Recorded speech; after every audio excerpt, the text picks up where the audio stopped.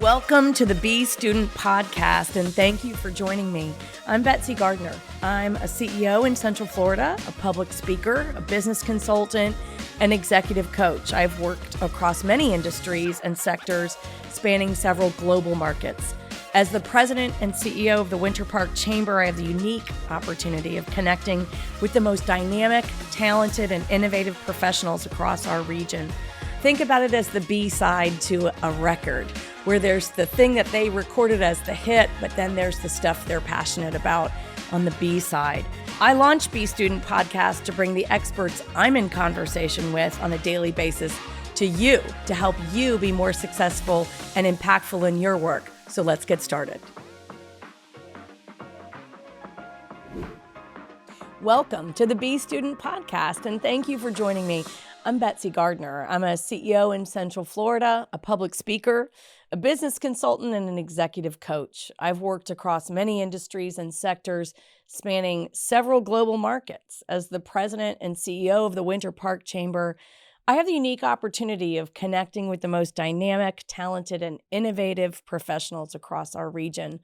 I launched Be Student Podcast to bring experts I'm in conversation with on a daily basis to you. Sales is part of every type of business and every type of job. All of us need to be influencers to the people we interact with every day.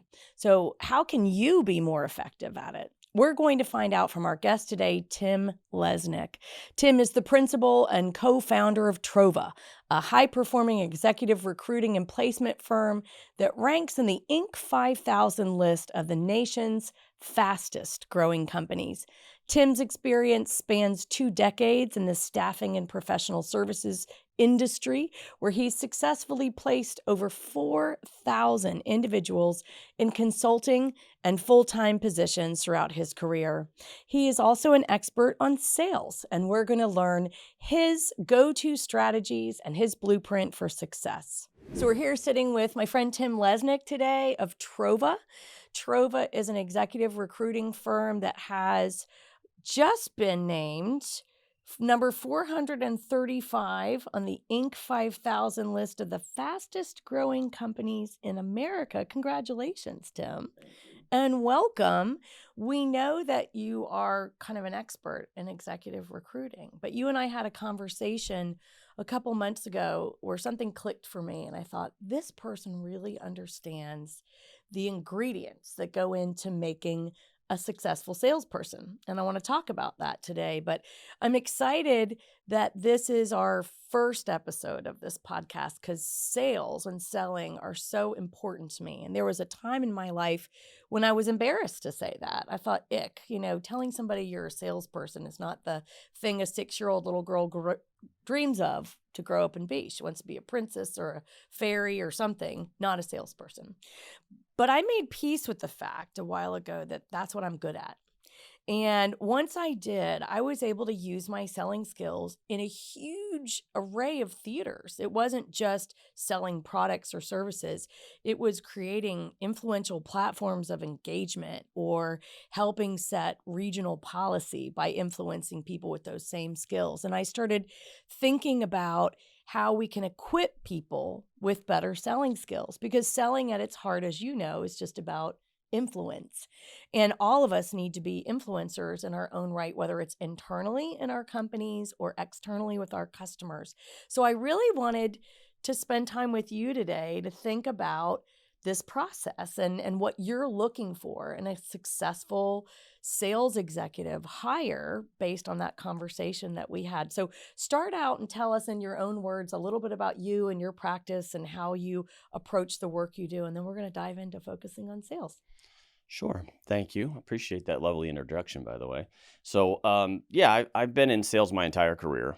I say it started when I was 7 years old, and now I'm almost 47. So it's a 40-year sales career. But how did you start selling at age 7? So this is a crazy story, but I was a Cub Scout, and there was a product called the Tom Watt kit back in the day. Now they just sell these little coupon cards. Okay. And girls obviously sell Girl Scout cookies. This Tom Watt kit had like 40 items in it. It was a suitcase. It was bigger than me. Okay. And I walked up to my next door neighbor, and my sales pitch was buy something. And I Just just opened up anything. the box and she's like, "Oh my God, you're so cute. I don't want anything right now." And so I went back home and worked on my pitch. And I asked my When you parents, were 7. 7. I love I this. wanted to win because I had 2 older brothers and there was this catalog of toys and awesome stuff. There was actually these rafts for our pool that I really wanted. And I won't make this story go on long and long, but I look back to that 7-year-old because I sat there with my parents and asked them what they would buy. My dad liked this Swiss Army knife in there, and my mom liked the wrapping paper. This was in October timeframe, like right And around you're now. already showing such hardcore sales competencies in what you're doing at 7. Yeah, You're understanding your customer's need. You're identifying their problem that you want to solve. You're being incentivized by something that's internal to you. This is an amazing theater for that. I love it. Yeah, I mean, I was kind of an interesting kid, 3rd child, 2 older brothers. I was trying to catch up to them. And, this is me breaking it down later. At the time, I didn't know. All I was motivated by was getting the toys and the stuff and showing my brothers that I can do it because they sort of quit when they went through it. And I was just like, hey, I want to get out there. So with all those items, I was overwhelmed and I was rejected right off the bat. So I was like, okay, I got to come up with a plan. Anyway, the plan, which was crazy, was my mother was always looking for wrapping paper at Christmas. She'd run out. I didn't know why when I was a kid at the time, right? And so this was October time frame. And so I went back to my neighbor and I said, hey, you're going to need wrapping paper. Oh So I my God. basically sold with the wrapping paper in mind and like, okay, I'll buy No, but you something. started with a problem and then offered a solution. Exactly. This Right. is So break it down. perfect selling right here. I love it. Yeah, and whenever I get sales anxiety, I literally picture myself in that Cub Scout uniform at that front door, the level that I just had no doubt. I just wanted to do it no matter what. And I'm like, and then I have my 7-year-old talk to me that just says, my 7-year-old self that says, if I can do it, you can do it. I Right? love this story because people who are listening are going to say, oh, well, Tim's a natural born salesperson.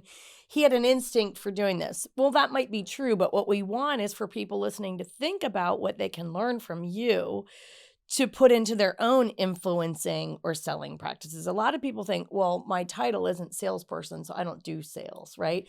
I've got people with sales competencies all over the chamber staff because we have to do so much influencing and we actually have to run our own internal sales processes. So even though I'm running a community nonprofit, we have to audit for sales skill in our team. And I think a lot of businesses find that they don't have people with selling competencies in their team and they are suffering for it.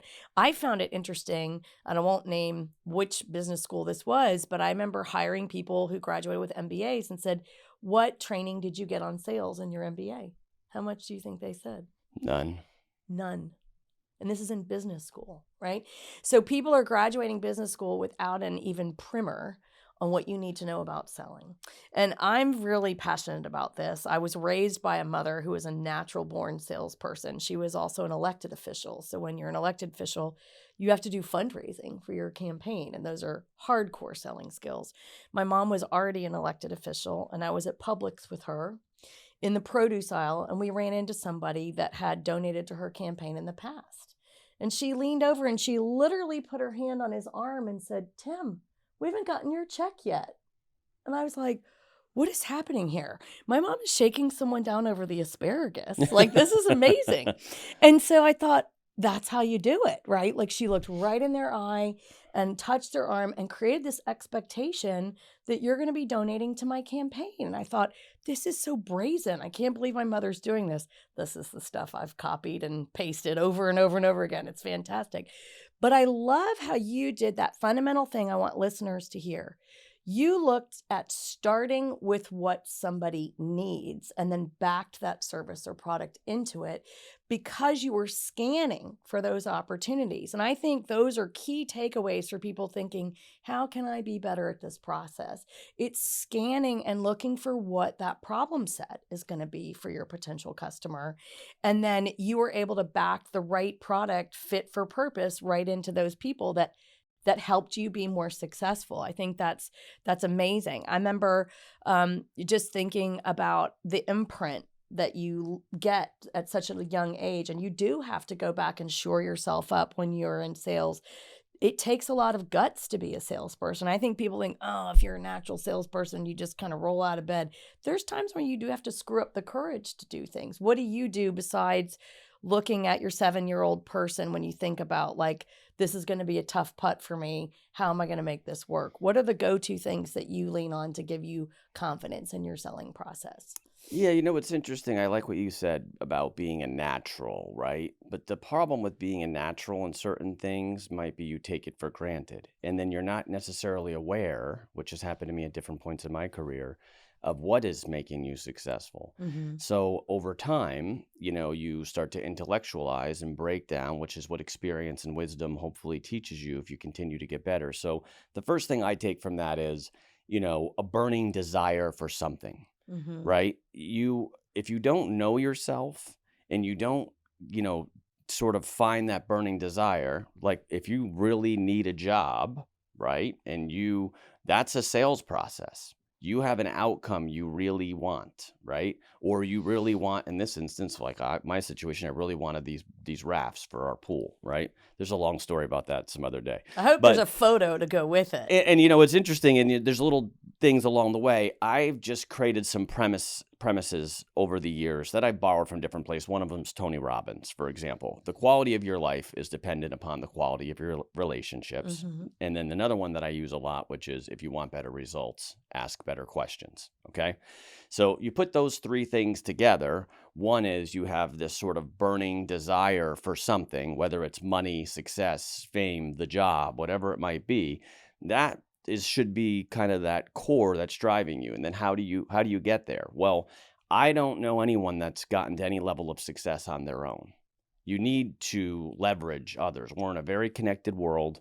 It's hard to talk without bringing COVID up, but COVID taught us how monumental it was to us being disconnected, and then how much being connected matters, right? Mm-hmm. You take someone disconnected from people and they die a lot sooner. They have health issues, whatever, right? So we're a connected, species. And so what does that mean? If you genuinely are of service to others, most people are operating in their own selfish best interests. They get in their own way. We all have our issues, right? The beautiful snowflakes. We're all different, just like everybody else, right? So how do you translate that, right? For me, I don't have time to fake it anymore. Meaning, the older I get, the more I'm like, I just present myself out there, whether you like it or not. And I give my opinion, right? But I'm more approachable, like friendly about it, right? Not adamant. Being super opinionated and super over the top is not a way to bring people in, right? And then leading with yourself is also not. I have a thing out there called commission breath. I look for commission breath when I'm out talking to people. Tell me what that is. Commission breath is when someone wants to make the sale so bad, you can smell it on them. Wow. And they're not genuine. It's sort of like, hey, they want an outcome. And that's where that's the essence in my mind of where sales gets a bad taste in people's mouth, like that old used car salesman person. And that's such a broken methodology, because what you're doing is you're oppositional already to someone who doesn't want what they either don't want or don't know or don't need what's being thrown at them, and they're feeling attacked, and they're coming at you with a very transactional mindset instead of coming and sitting next to you and saying, how can I be your partner in solving your wrapping paper problem, right? Exactly. Or like I like your mother's situation. There's something else I like. These are all little taglines I picked up over the time, which another one is called relationship credit. Okay. I have to have enough Correct. rapport with you over time to have enough of relationship credit to ask you more personal questions. I can't come into your face and say, buy something. That was my first approach. It was terrible. My neighbor, even though she knew me, was like, oh, honey, I don't want to buy anything. Right. You look so cute, but no, not now, But, in using your mother's situation, she obviously had already gotten all the way to the finish line, had enough relationship credit to use what I call an assumptive close, which is that I'm not giving you any way out. You've already agreed. We don't have your check check yet. Yes. And I'm touching you on your arm while I'm telling you that, because we're going to town on this. I love I just couldn't believe it. I have an example. I think I've spent my entire career in sales. I've called it different things, but I've spent my entire career in sales. And You may not know this, but I launched a luxury children's swimwear brand in London back in 2014. And, the holy grail of retailing in London is Harrods department store. And we really wanted to get our brand in Harrods. We were a very young company. We'd been around months, right? And I had my friend who was the designer, my partner, had a relationship at Harrods and introduced me to the buyer. And I've been calling the buyer. I mean, her title is buyer, right? So she's dealing with this on the receiving end all day long. And, we couldn't get anywhere. We're a brand new brand. She'd never heard of us. She's not calling me back, right? Well, one morning I woke up and we had a full coverage UV protective swimwear. So we had like long swim shirts, long swim leggings, but we also had bathing suits you could wear under them. And they were all design driven and designed to match. So one morning I woke up, and this was for tweens, so kind of kids 8 to 14. And I read the newspaper, and there was this blistering article about how Harrods was carrying leopard print bikinis that was under the Elizabeth Hurley brand, and what a scandal this was. So I scanned that article, shot it over to the buyer, and then I picked up the phone. I always like to call people either right before the day ends or right before you're really getting your coffee at the office, and see if you can grab their attention before they've started thinking about filtering you. So I call her at sort of 5 till 9. And I said, have you seen the Daily Mail today? And she said, no. I said, well, I've scanned over an article. It's in your inbox. And I said, unfortunately, it's critical of Harrods carrying leopard print bikinis for toddlers. And I just thought maybe it would be helpful if you presented that article to your boss so you all could come up with a solution for how you might counteract this from a PR perspective. I said, the great news is I've got full coverage swimwear for children that covers the whole body. Fortunately, we've got stock here in London. We could have it ticketed and on your shop floor tomorrow, and you guys could do a press release about how Harrods carries everything. Well, we got in that store, and we sold out of our range in 2 weeks after we were in there. And she got to be a hero in front of her boss. So I didn't have the relationship with her, but I brought capital to the relationship to say, here's how you could look good. So I got kind of almost immediate trust and credibility for doing that. But I think that that's so important, that you can't just come in, ditch a bunch of information at somebody and say, okay, what do you think? Right? That's not going to get you, it might work once, but it's not going to lead to repeat business, I don't think. What are your thoughts about that? Yeah, see, you were thoughtful about what the value proposition. You did have some underlying knowledge, and then you knew your stuff. You had an expertise in the area and the industry you were in, right? So I I really do think, didn't. I just knew that you need to look good. I don't know anything about the swimwear business. I didn't know anything about it, but I knew people like to look good in front of their boss. And also, you guys have got a PR problem and you didn't even know you did, right? So right. now, that's one of my favorite things to say about sales. People don't know they have a problem until we tell them that they have a problem. Yeah. And we should be telling them right alongside the solution we're offering with them. Yeah, and that's what I mean about having it. But that might have just came to you, might have been instinctive, might have been natural, which is true because I think people don't, it's perspective, right? It's what I love about what I do, right? As a 22-year headhunter and helping companies hire thousands of people. And the thing I get asked most frequently is like, hey, I'm in a DIY business. It's a service business. Everyone thinks they can hire. Mm-hmm. Oh, I know how to hire. I don't need help. But everyone thinks they're great at it. It's like telling someone they're a bad driver or a bad kisser. They don't have that clairvoyance to think, oh, maybe I am not good at this, right? And so how do I charge, 20-25% fees on salaries and in an industry that does over 100 billion every year when it's a DIY business? Because there's obviously something wrong with doing it yourself. So it's self-awareness, And have right? you measured the cost of your turnover? Have Yeah. you measured that in contrast? And so to your point with what you're saying is people tend to live with their blinders on in their own space. It's almost like I asked this, and I don't mean to get off topic, but it's like, what is your culture? It's hard when you're inside a company to actually define your culture. Because if we go in an interview, an exit interview, and find people, you find that you might have these 10 bullets on the wall of what you think your culture is, but that's not your Or we culture. go to Is happy actually hour. your Yeah. people and how people view you from the outside. So to me, that's the word I'm looking for again is perspective. It's so, how does being a third party, unbiased person that can come in and look at it and, to your point, maybe spot an issue. And sometimes problem isn't even the best word. I like even using slick stuff like area of opportunity Or is this That sounds a bit better, Tim. yeah, or is this an area for growth? Like, and that's why I love it. One of my lines is like, look, never underestimate the power of one great hire. You could be in a stagnant business. You could be only growing at a certain clip. You cannot be figuring out, and you bring in a rock star. And if anyone has enough experience in their career, have seen people like this where they've been transformative to companies, and obviously they're on the news too. You see the right CEO or the right leader come into a company and completely transforms them in a way they never thought was possible. Or And the contrast, the bad hire. exactly. So how do you manage that and mitigate that, right? And so, so back to your point, it's a perspective thing. I think when you're inside your business, you're not objective.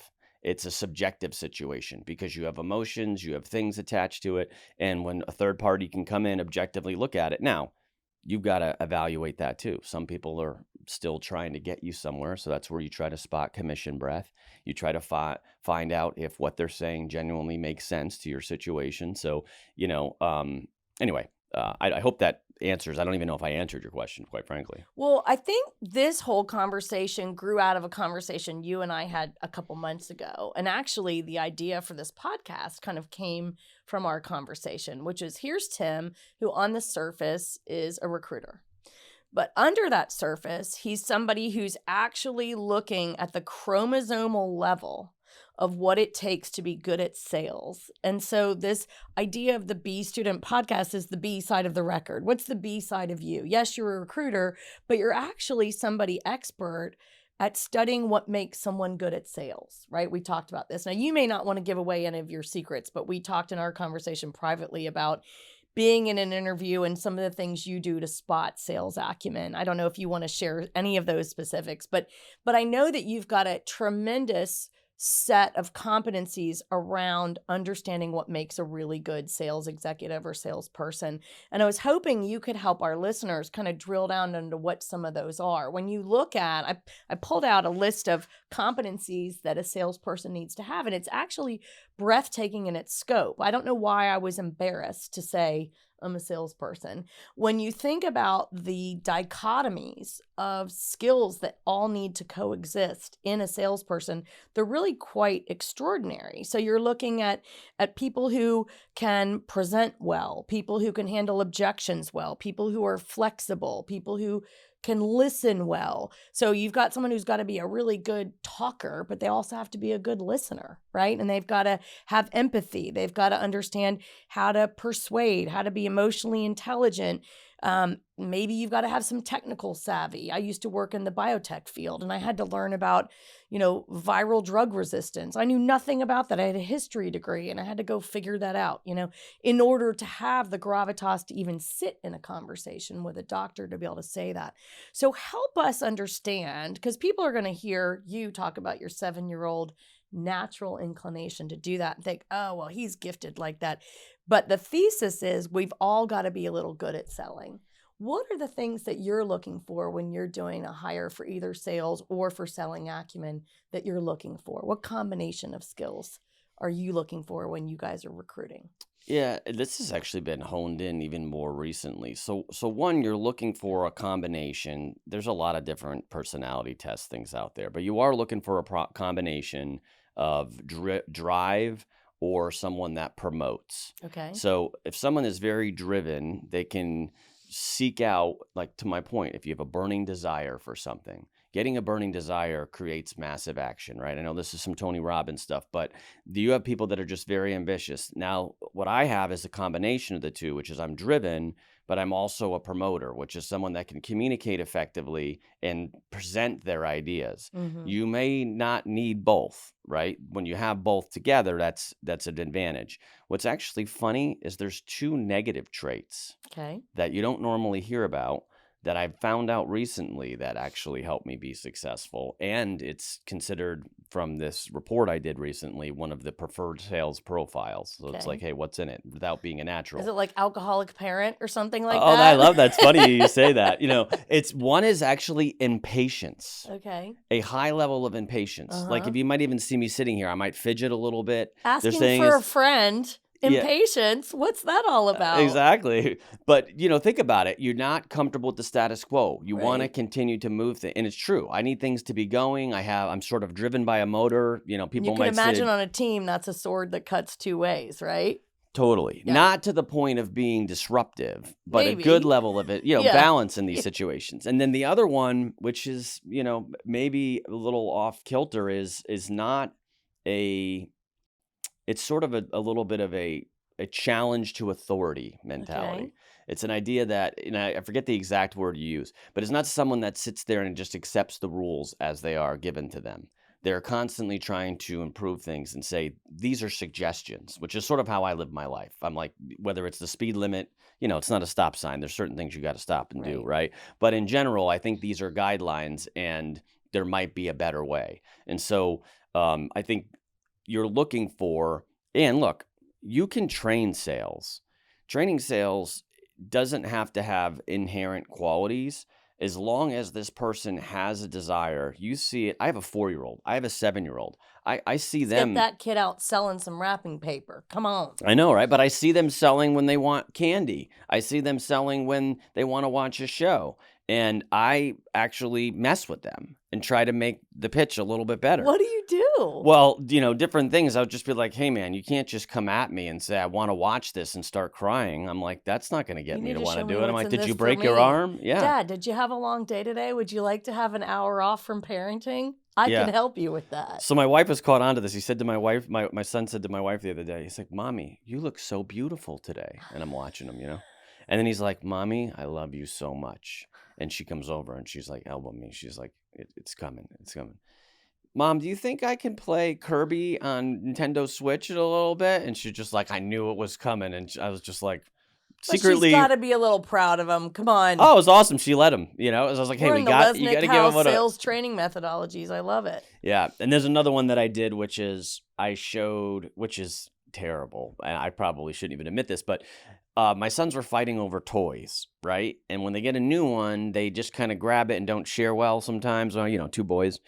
So I told one of them, like, loves this new dinosaur he had, my son Oliver, and he was upset because Ryan got up first and was playing with it, and Oliver was very upset. And so I said, Oliver, go grab his favorite toy over there. And he's like, why? And he's like, Redirect. yeah. We're going to redirect. I'm like, you start playing with his train, I guarantee you'll give you his dinosaur back. Watch. And he goes and he does it. And Ryan's like, okay, here, you can have your dinosaur back. What's funny is this has worked for months now to get them to share better until the other day. Ryan's like, Daddy, Oliver's doing that thing you taught him, and it's not going to work on me. So the point of this is, like, be careful of tactics, right? Tactics don't really work. They're I sort couldn't of agree more. right. And so people can see right through that. I'm like, I'm kind of manipulating my kids and I'm not teaching them good. So I've had to like I was trying to just solve a problem quickly, right? And it's probably not the best analogy here, right? But I think you could see that the tactic side is not your best method. So people can smell right through being authentic, whether or not you're genuine. So leading with, okay, taking the time to do your research and understanding who are your customers. Right.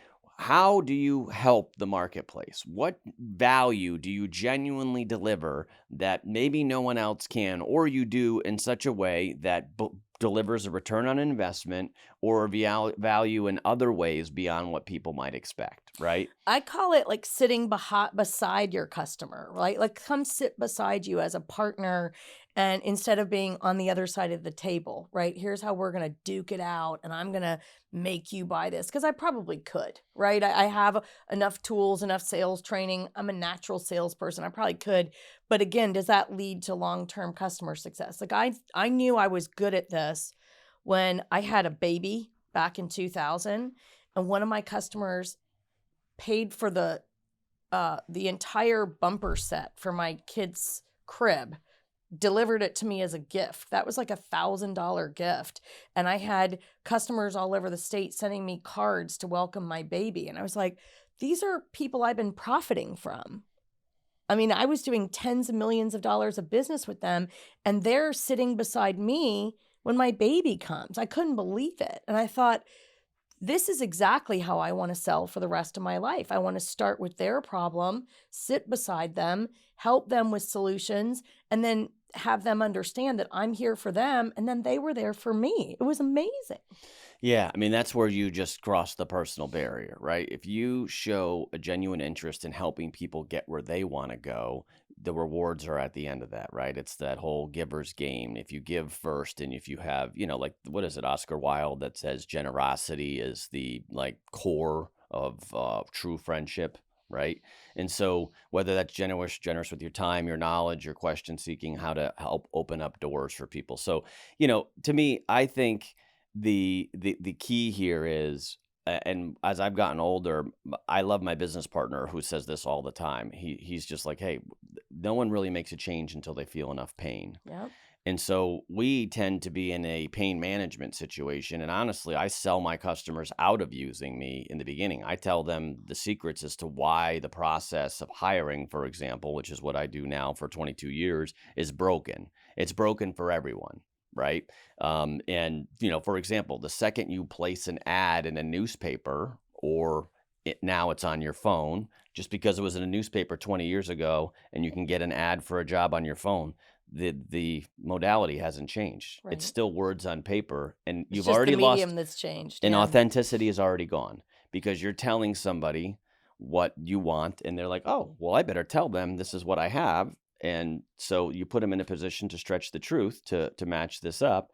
And then in any kind of interview, there's a power struggle. This person has a job, something that I want. And so I like breaking some of this stuff down to say, hey, look, unless you are out and about building relationships pretty much all hours of the day, not I'm at work with my blinders on and this is what I do. I tell people that your network is your net worth. You've heard that for a long time, but you should consistently be looking to build relationships if you're a business owner, if you're a salesperson, everywhere you go. You may meet that person at church. I mean, someone came to me, Or the Chamber of Commerce. or the Chamber of Commerce, or, in an elevator, you see something, say something, you see someone there within a few feet of you, say hello, be back with your eyes open looking. So it's funny. There was an exercise done years ago when I was a top producer at my former company. And there was a crazy exercise where the boss was like, hey, Tim, can you please tell the team, it just backfired on what her idea was, where your top 3 customers came from. Because, she was wanting everyone to get on the phones and cold call all Right. day. And so she had an agenda, but I was like, One size you fits sure you want to all. ask me Yeah. that? And I was just like, my 3 best clients came from my hairdresser, a visit to the doctor's office, and a friend of a friend of a friend that I helped with a plumbing issue. People discredit weak bonds. They don't realize that weak bonds in business can actually catapult you. It might be that, somebody called me in the morning and said, hey, I'm looking for a new CFO. And then you and I meet for the first time for lunch and you're like, Betsy, we're doing a CFO search. We just can't find who we want. And then I'm like, oh, I just had that come across my desk today. And when I work with young people, I try to convince them about you don't need to have it be your best friend. And you just illustrated that. It doesn't need to be somebody you've known for 20 years. It can be that weak bond that can help lead to success. That's really interesting. I think those are better. I actually say you want to be one step away. Here's why. It is not easy to do business with those closest to you. They see you in a different light. They don't actually, it's hard for the people that have been with you for a long time to suddenly see you, as I like to say, I once wrote a story about this called A Tree and Me was the name of the story. But it was like how a lot of companies and people see you as a sapling if they bring you in young, and then they don't see you as a full-grown tree. Yep. And if you don't have the right leader that gets to see that you've grown beyond their understanding, it's again perspective. Yep. Right? And so I like the one step removed. It's easier, and it also creates a layer of protection and a layer of credibility, right? So as we think about the selling skills that this new marketplace needs, right? I think it's a lot of them we've talked about tried and true relationships, problem solving, relationship capital. All of those are not going to go away. No matter how much AI is there, none of that's going to go away. And as we think about AI transforming things, AI is just going to help us get leads quicker and do presentations quicker, and there'll be other efficiencies that we gain from it. But really, at the end of the day, people sell things, and we're going to have people doing similar things to what they've been doing. As an illustration of what sales isn't, because we want to help people understand what it is, help us understand what selling skills we're lacking as you see people come through for interviews, or what are you seeing people how they're approaching it maybe in a way that isn't going to be as effective? What's the don't do versus the do when it comes to selling, or what you're seeing people show up with? Yeah, my new favorite is self-awareness, Mm-hmm. right? Like people actually, The people with commission breath don't have self-awareness. yeah, in general, where people have a facade, they're sending their representative out to the world, right?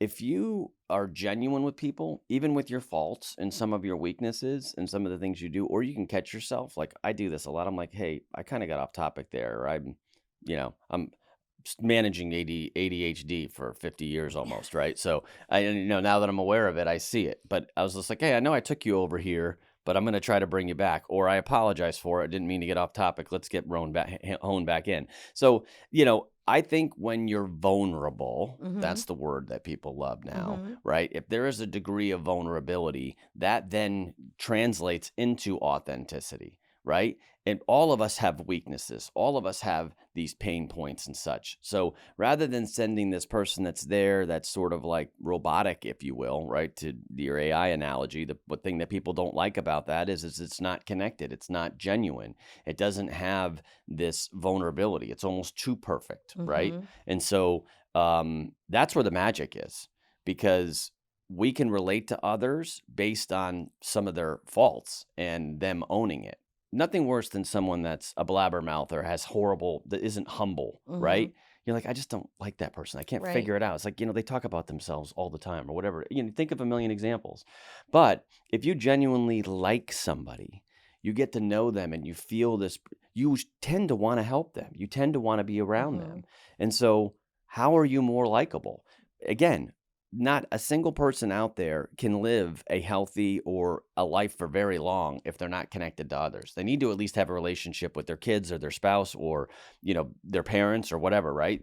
Unless you're a recluse, right? And so how do you temper and take inventory of what your weaknesses and vulnerabilities are? Mm-hmm. And, to quote a line from Will Smith in the movie Hitch, which I love, right? Which is that, If nothing else, for the dancing. see, you got that one too. So, there's a lot in there, right? Which is, it's not only 7% of the words that are coming out of your mouth are what people are using for. It's all the nonverbal communications. Like I say that to people sometimes. I'm like, tell that to your face, right? Like they might be saying something, and I'm looking for congruency. I'm looking whether how they look, how they talk, and what they say is matching up, right? And so by taking inventory, this means everything. Look at your social media profiles. Look at your resume, your LinkedIn, how you present. Are you somebody else at home, somebody else when you're in public, somebody else at work? No, you should always be you. Mm-hmm. And maybe different versions of that. And people want all of you, but they don't want it all at once. Right. And so that's where the commission breath is. And then, for me, I like the idea of, don't assume that what you have or what you're trying to achieve is, leave some of it to faith, leave it to circumstance, saying you don't know. But hey, I'd like to explore this a little further. I'm not exactly sure, Betsy. Let's talk about it some more. Maybe I have someone that can help you. That's not an area of my expertise, but you need to talk to Jim. Yeah. And I know that the number one reason why I'm successful is that I am a natural connector of people.